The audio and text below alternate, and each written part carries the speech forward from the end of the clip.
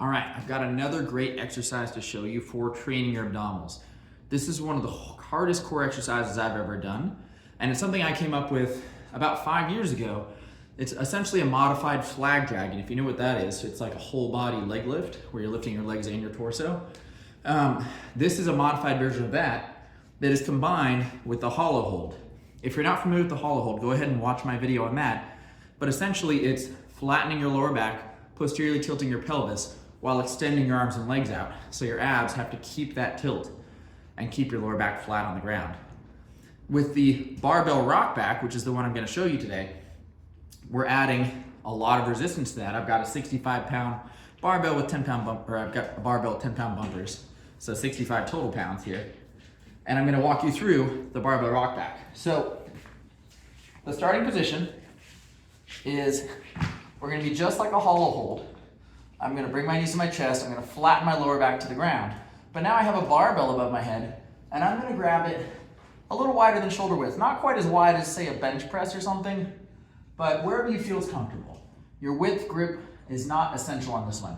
I'm gonna bring the bar up over my chest. Obviously, if 65 pounds is too heavy for you, start with something lighter. An empty barbell is 45 pounds. Now, with this barbell, I'm gonna extend out as far as I can into a hollow hold. That's the starting position. So without getting any arch in my back, I'm gonna see how far I can stretch out and hold it. So, take a break here while I'm explaining, because that's really challenging. Your job here is to slowly and with control, always return to a hollow hold between each rep. That is the starting position. That's what makes this exercise really tough. So, I'm gonna go into a hollow hold, and I'm gonna break it down into a crunch. So starting from a hollow hold, I'm gonna bring the barbell over my chest, do a crunch. Then I'm gonna go back slowly into a hollow hold, and then do it from the other end with a leg hip lift. And that's why the extra resistance is really helpful here. You have the leverage to do a little flag dragging.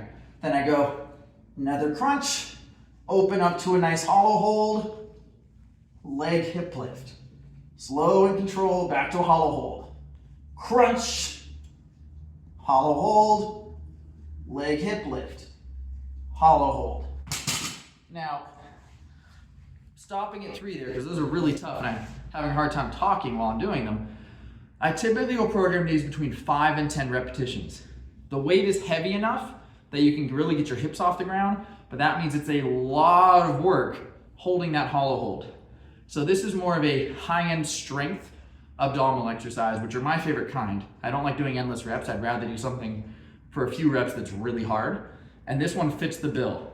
This is more advanced, so make sure you can hold a hollow hold pretty well for 45, 60 seconds before you even try this. And if even a barbell is too heavy, like let's say an empty bar, 45 pounds, is too much weight for you, then go ahead, try a 20-pound medicine ball.